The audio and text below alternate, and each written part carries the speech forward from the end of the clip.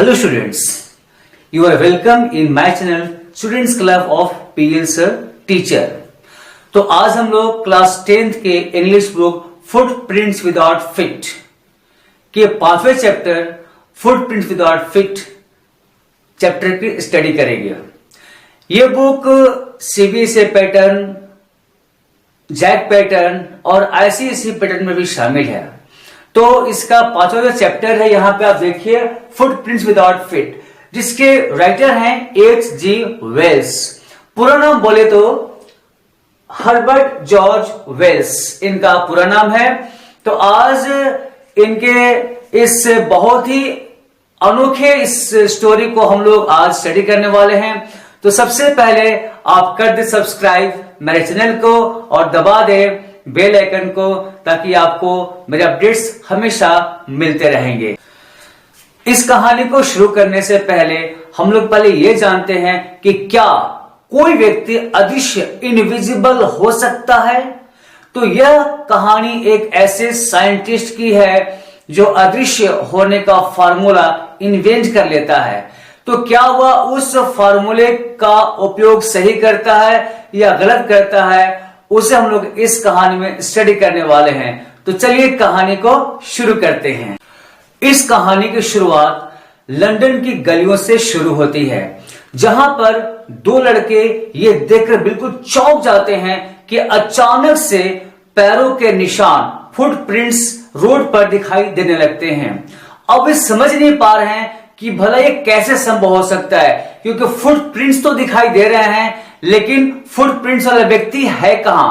वो व्यक्ति इन दोनों लड़कों को दिखाई नहीं दे रहा था और ये लड़के उन कदमों का पीछा कर रहे थे। और ये जो कदम थे, ये जो पैर के जो निशान थे, वो आगे बढ़ते जा रहे थे और पीछे के पैरों के जो निशान थे वो धुंधले होकर गायब होते जा रहे थे। अब इस मिस्ट्री को सुलझाना बहुत ही आसान है, क्योंकि हम लोग इसमें एक ऐसे साइंटिस्ट के बारे में जानने वाले हैं जो एक्सपेरिमेंट पर एक्सपेरिमेंट करता जाता है और अंततः एक बहुत ही अजीबोगरीब इन्वेंट कर लेता है, मनुष्य के बॉडी को इनविजिबल कर देने का। तो उस व्यक्ति का नाम है, यहां पर देखिए, ग्रिफिन, जो एक साइंटिस्ट है। इसने ही अजीबोगरीब दवाओं का इन्वेंट किया है, जिसको स्वालो करने से, निगल लेने से, खा लेने से कोई भी व्यक्ति इनविजिबल हो सकता है। लेकिन इंसान इनविजिबल हो सकता है, कपड़े नहीं। तो ये जो ग्रिफिन है, जो साइंटिस्ट है, यह बहुत ही लॉलेस पर्सन था, कानून को नहीं मानने वाला, कानून की उल्लंघन करने वाला व्यक्ति था। क्योंकि जो जिस घर में रहता था, उस घर का जो मालिक था, उस ग्रिफिन को पसंद नहीं करता था, डिसलाइक करता था। तो वो व्यक्ति जो है ग्रिफिन को वहां से हटाना चाहता है। अब क्या करता है, बदले में जो ग्रिफिन है ये उसके घर में आग लगा देता है। अब क्या होता है, अब उस आग से बचने के लिए और उस लैंडलॉर्ड से बचने के लिए वो वहां से भागता है। आपको मैं पहले बताया कि इंसान इनविजिबल हो सकता है, कपड़े नहीं हो सकते हैं। तो उसने कुछ दुर्लभ दवाओं को निगल लिया था, इनविजिबल हो गया था और अपने आप को अदृश्य करने के लिए वो कपड़ों को उतार करके उस रूम को आग लगा करके वहां से भाग गया।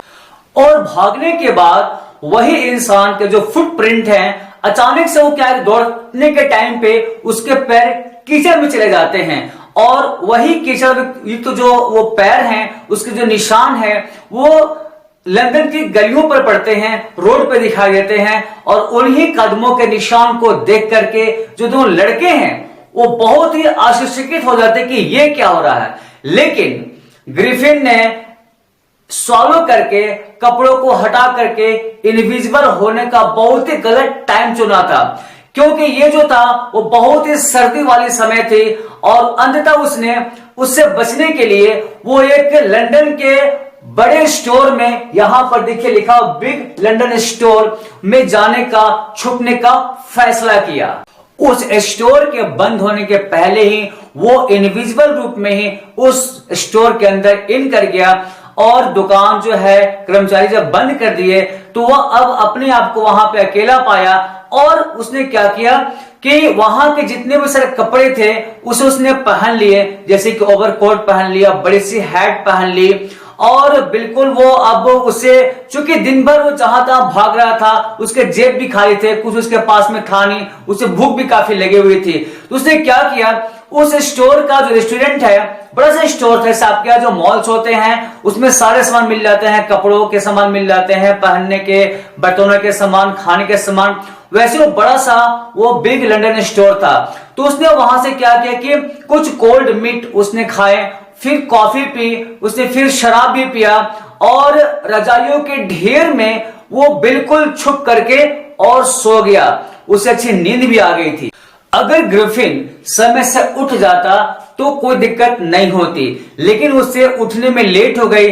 तब तक अगली सुबह उस बिग स्टोर के, लंदन बिग स्टोर के जो कर्मचारी थे, जो असिस्टेंट थे, वो अंदर आए। अब उनमें से दो को देख करके काफी घबरा गया ग्रिफिन और वहां से भागने लगा।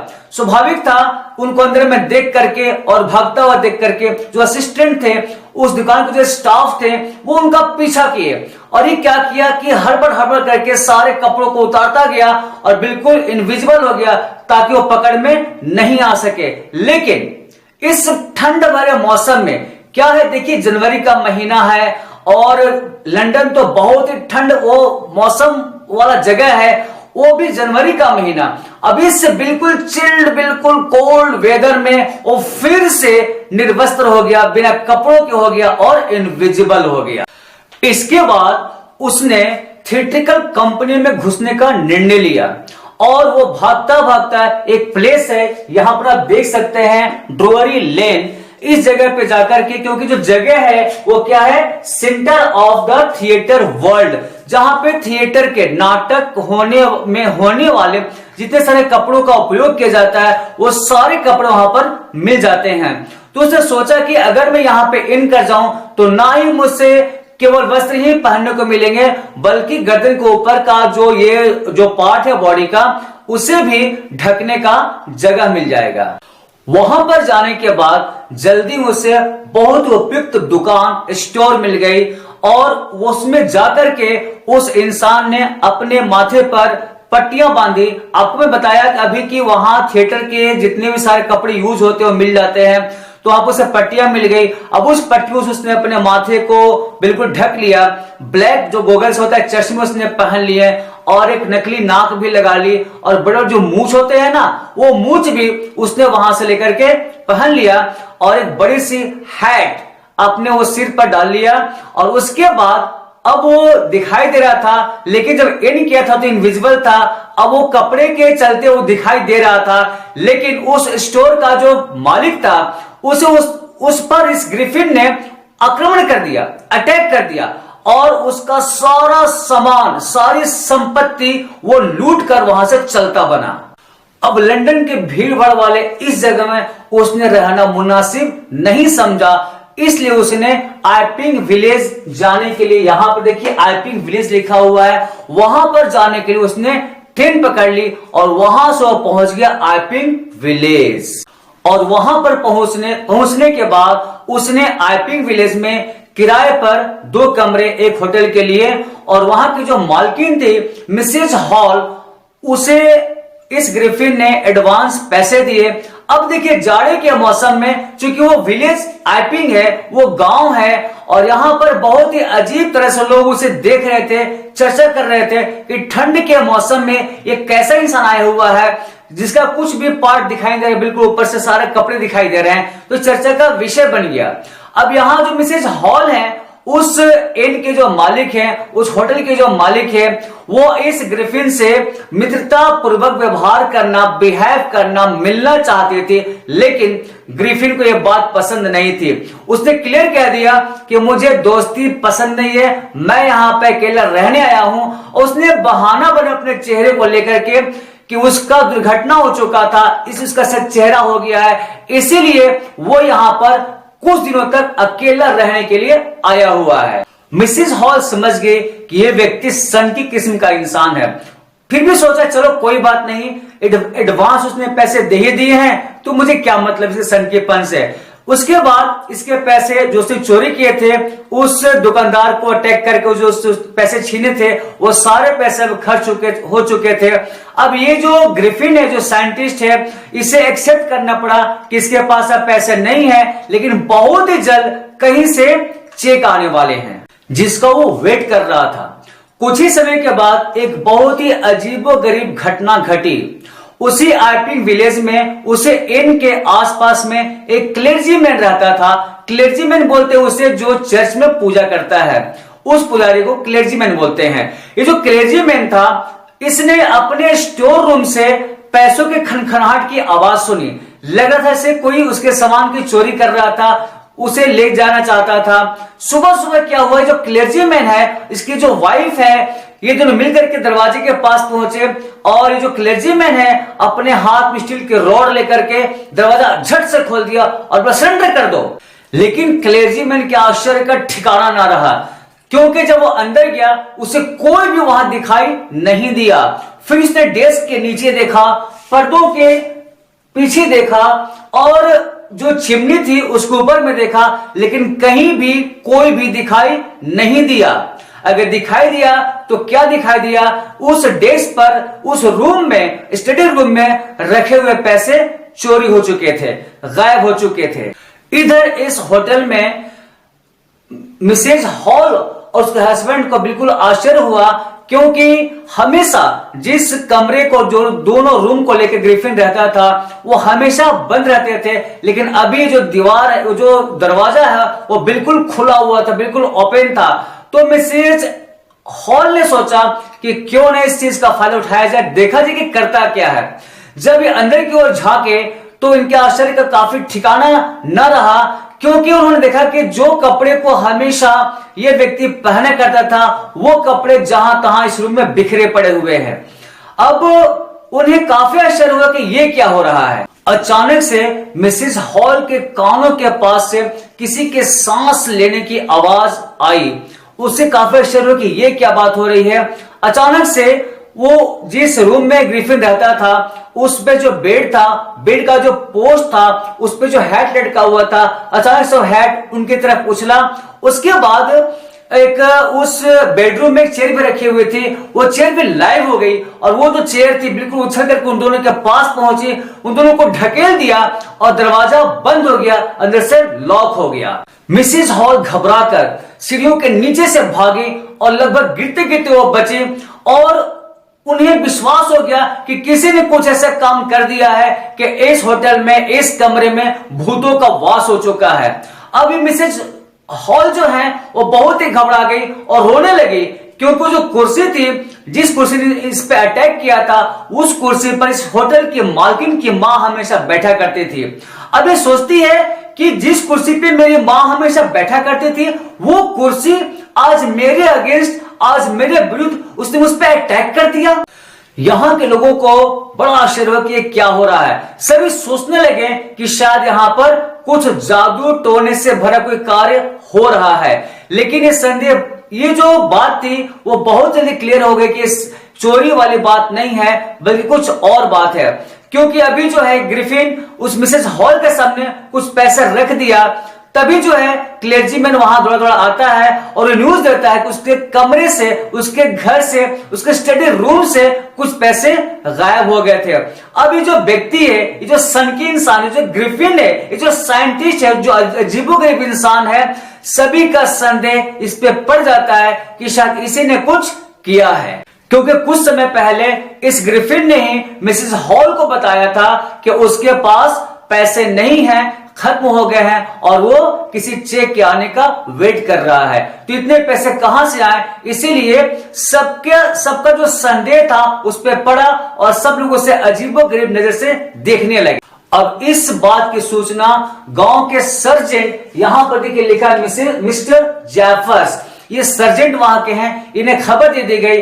अब इस सर्जेंट का वेट करने के बजाय जो मिसेज हॉल है, उस होटल के जो मालकिन है, वो सीधा इस वैज्ञानिक के पास पहुंचती है, जो अचानक से कमरे में प्रकट हो गया था, बहुत रहस्यपूर्ण ढंग से सामने आ गया था। मिसेस हॉल उससे पूछती हैं कि मैं ये जानना चाहती हूं कि तुम्हें क्या कर रहे हो, मेरी कुर्सी के साथ ये क्या खिलवाड़ हो रहा है, और तुम अचानक से इस बंद कमरे में कैसे अंदर आ गए, और तुम कैसे बाहर हो गए, क्या बात है, मुझे साफ साफ खुल खुल करके बताओ। अब जैसा कि आपको पहले से पता है, जो ग्रिफिन है यह बहुत तुनक मिजाज किस्म का इंसान है, इसे बहुत जल्दी गुस्सा आ जाता है, यह बहुत चिड़चिड़ा हो जाता है। उसने उस मालकिन से, उस होटल की मालकिन से कहा, तुम्हें पता नहीं मैं कौन हूं, और उसने क्या किया, अचानक से उसने अपनी पट्टियों को हटाना शुरू किया, चश्मों को फेंक दिया, जो नकली नाक उसे भी हटा दिया, जो बड़ी मूछें थी उसे भी हटाकर फेंकने लगा।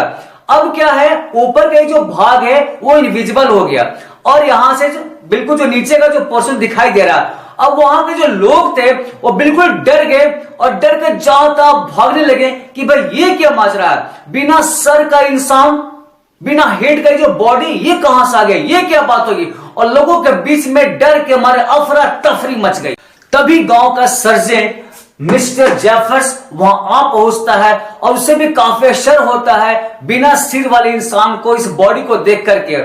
लेकिन उसे ड्यूटी तो करनी थी, उसे पकड़ना ही था, चाहे जैसे भी हो, क्योंकि किसी मजिस्ट्रेट का ही उस पर दबाव था, उसके पास फोन गया था कि इस व्यक्ति को उसे पकड़ना है। अब वो व्यक्ति को उसे पकड़ना ही था, चाहे वो सिर वाला इंसान हो या बिना सिर का इंसान हो। अब इस होटल में बहुत ही अजीबोगरीब घटना घट रही थी।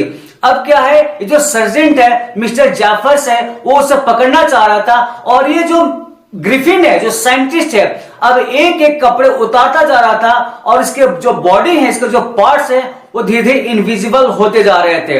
अंत में उसने एक कमीज हवा में उछाली और बिल्कुल इनविजिबल हो गया था, यानी कि उसके बॉडी पे एक भी कपड़े नहीं थे, फुल्ली इनविजिबल हो चुका था। अब ये लोग ऐसे व्यक्ति को पकड़ना चाह रहे थे जो वहां पे दिखाई नहीं दे रहा हो, और ये जो ग्रिफिन था बचने के लिए इन पे लातों, घुस्सों और मुक्कों का बौछार शुरू कर दिया, और इन लोगों पर मुक्के पड़ रहे थे, फैट की बरसात हो रही थी। लेकिन ये फैट कहां से आ रहे थे, कौन मार रहा था, किसी को समझ में नहीं आ रहा था, और सभी डर गए और डर के मारे उधर भागने लगे। लास्ट में मिस्टर जेफर्स ने उसे पकड़ने की कोशिश की, जो उसे वहां पे दिखाई नहीं दे रहा था, और उसे भी एक बहुत ही जबरदस्त मुक्के की आवाज सहनी पड़ी और बिल्कुल बेहोश हो गया।